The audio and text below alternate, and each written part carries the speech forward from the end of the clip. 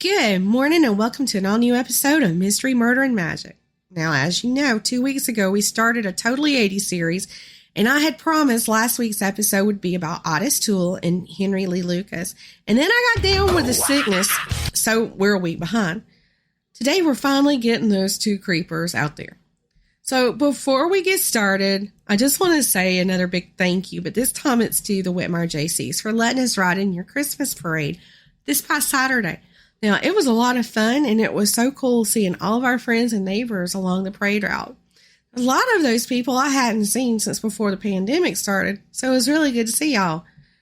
And I'm going to say that I'm very glad that we didn't run out of candy. When we were in the Union Parade, we ran out of candy about halfway through, and I felt so bad just looking at those kids and not having anything to toss out the window at them. But anyway, we were glad that we didn't run out this time.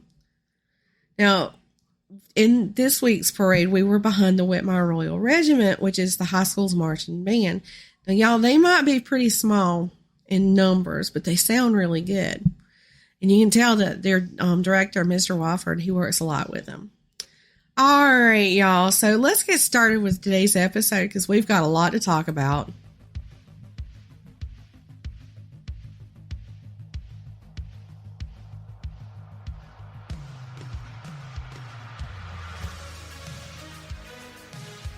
Mystery, Murder, and Magic proudly presents Totally 80s.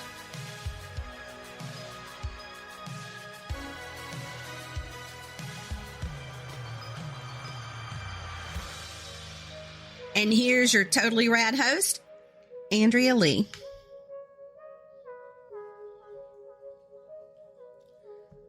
All right, y'all. I do want to just say right now that a lot of the crimes that Toole and Lucas committed happened back in the 1970s.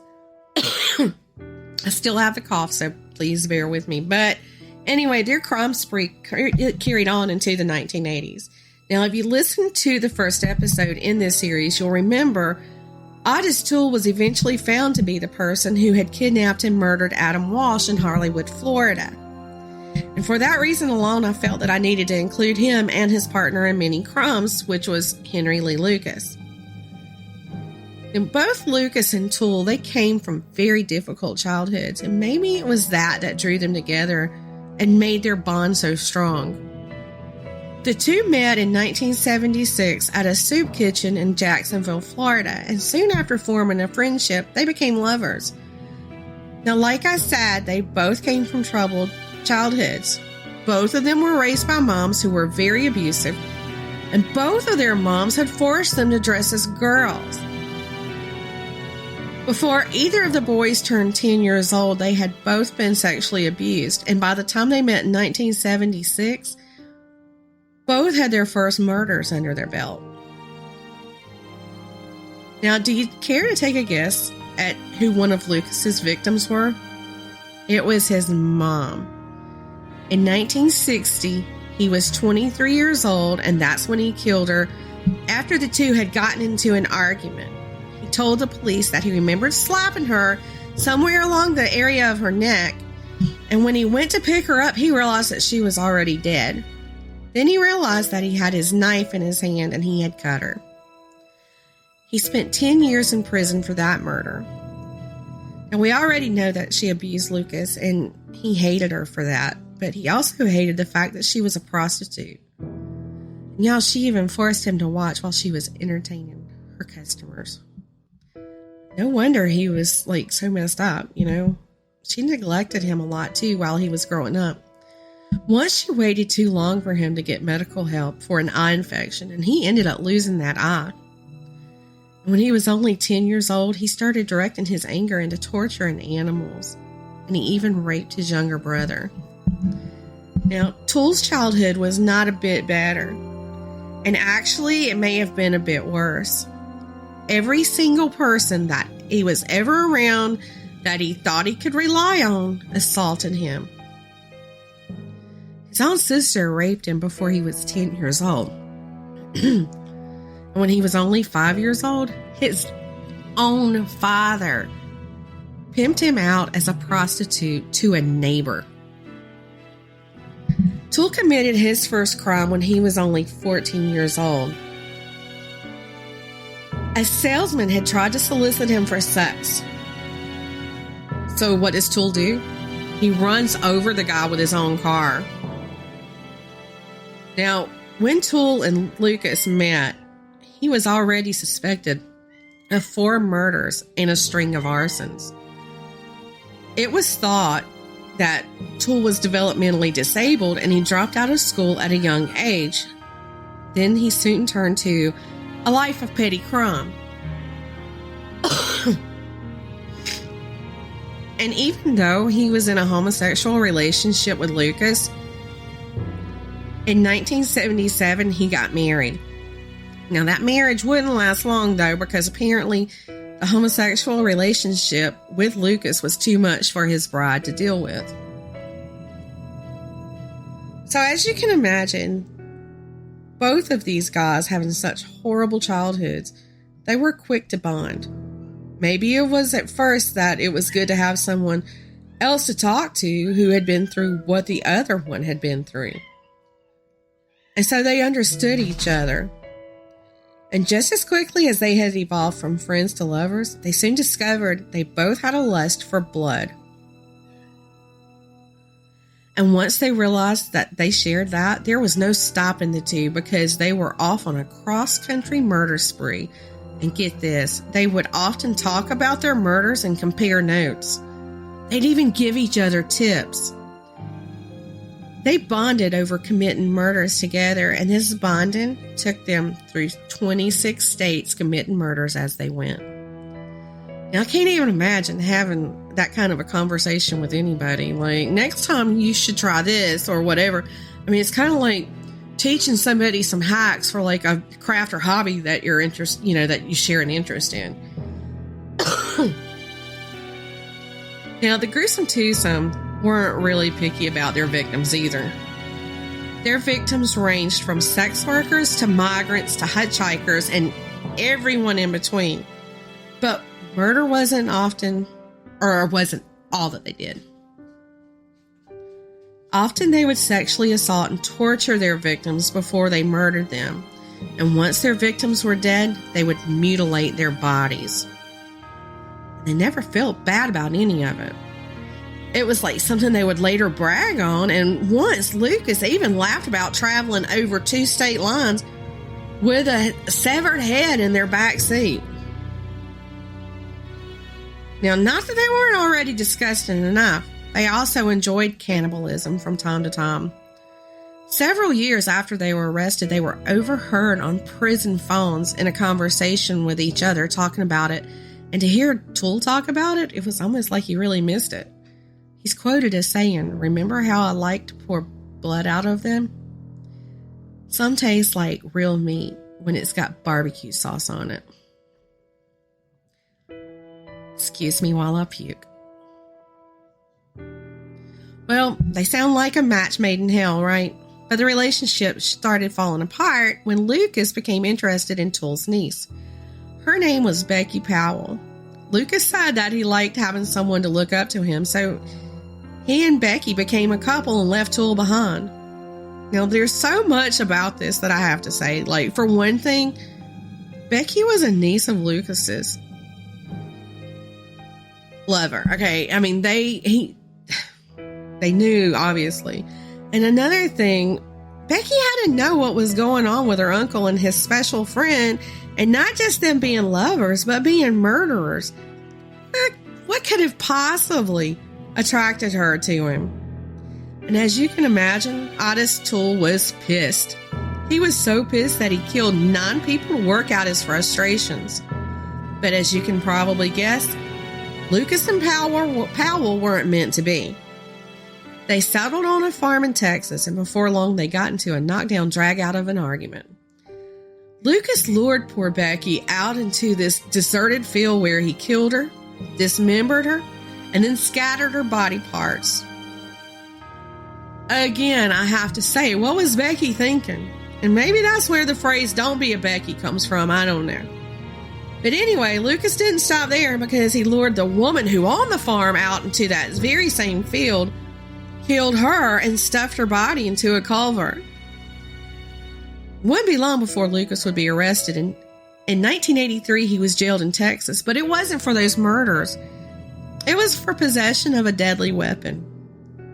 Now, don't think Ottis Toole was being a good man during all this, because it was quite the opposite. The very next year, he was in prison for burning a 64-year-old man alive in Florida. And if you think that this story is over because they're in prison, it's just getting started. Once they were in prison, they started to talk. And during those talks, they started confessing to crimes they had committed. In Texas, Lucas was confessing to murders to any cop that would listen to him. And that happened just about as soon as he was arrested. And he was even taking authorities on these murder tours. But down in Florida, Toole wasn't like quite as willing to talk at first. But as soon as Toole heard about Lucas's confessions and the murder tours, he started talking too. And what he was saying backed up what Lucas had been telling him out in Texas. Toole confessed to killing 108 people, including Adam Walsh, who we talked about 2 weeks ago. But as you may remember from that episode, Toole would confess and then take back confessions. So it was hard to take him seriously. And at that time, like I said, DNA technology wasn't as advanced or sophisticated as it is now. And when the cops doubted him about killing Adam, he argued with them. He said, "Oh no, I killed him too. There's no doubt about that." Now, Lucas confessed to many, many more crimes or murders than Toole had. We're talking like over 600 murders that Lucas was claiming responsibility for. Now, did he really kill that many people? No. He says he claimed that many to make police look stupid and to, in his words, wreck Texas law enforcement. So, why would you lie about something like that? Well, he got special privileges when he would confess. Some of those privileges, or what he thought was privileges, was when he was being driven to crime scenes so that he could get out of jail for a little while. And the police would take him to get fast food on the way to these crime scenes. So, he thought those were privileges.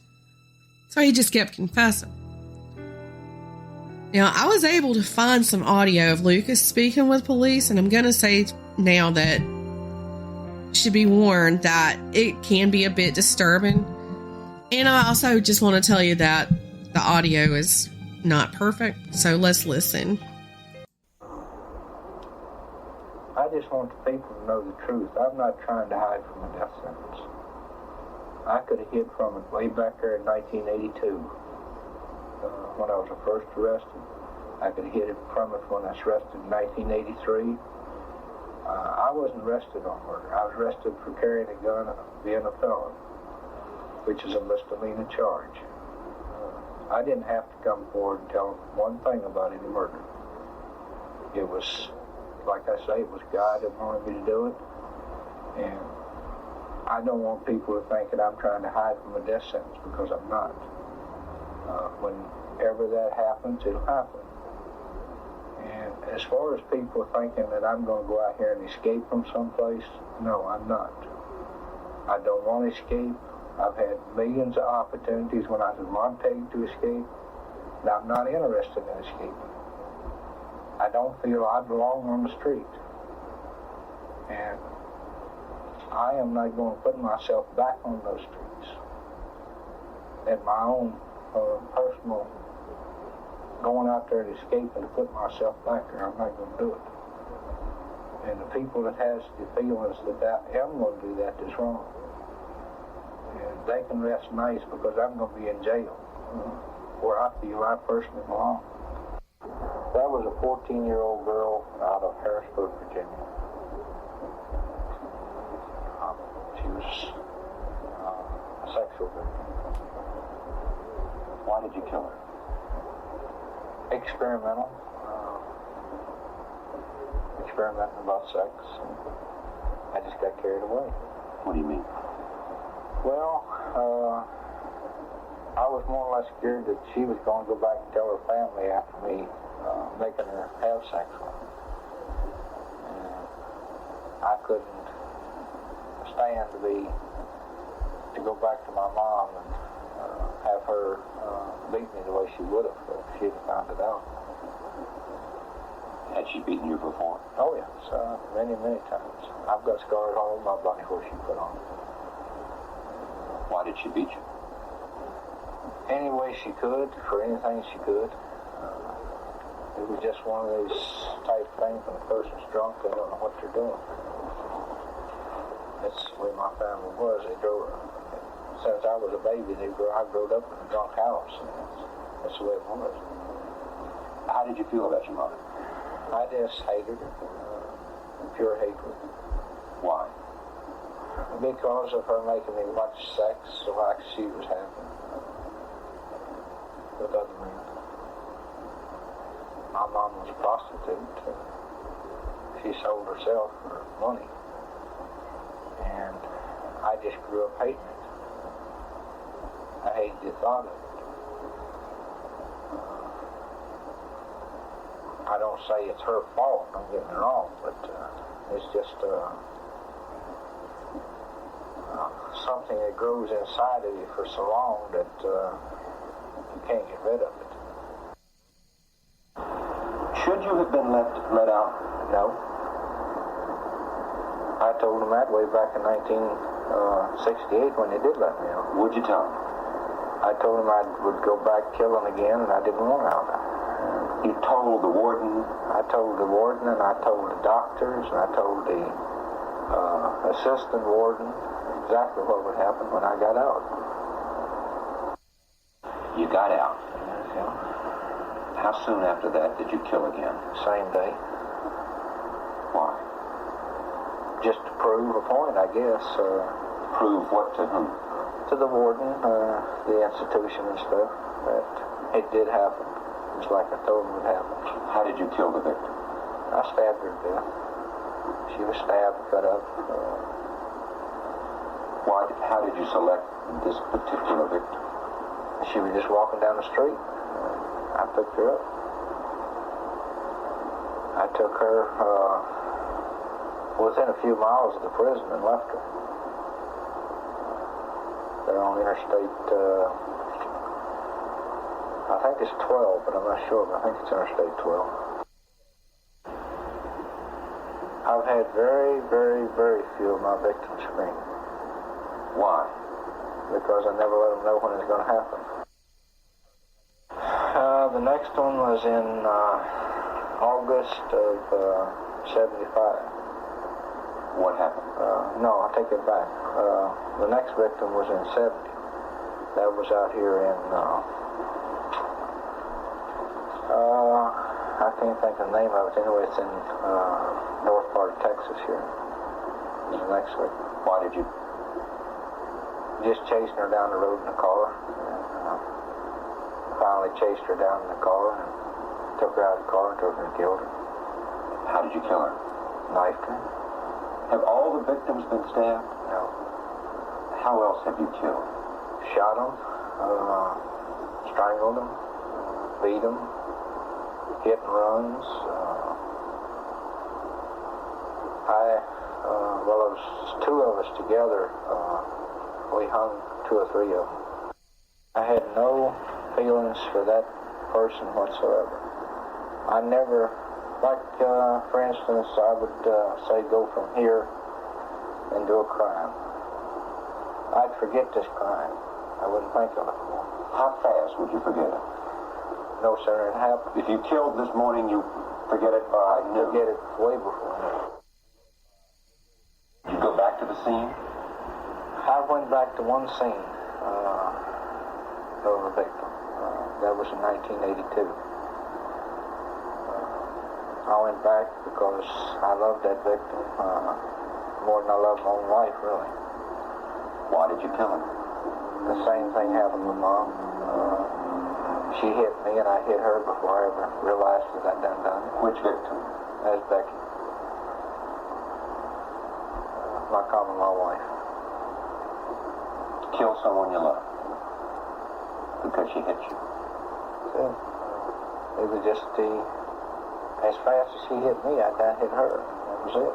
But did you kill her with just hitting her? One blow? One blow. What'd you do with the body? Later on, we went back and cut it up and scattered around the field. I tried burying it, but I couldn't.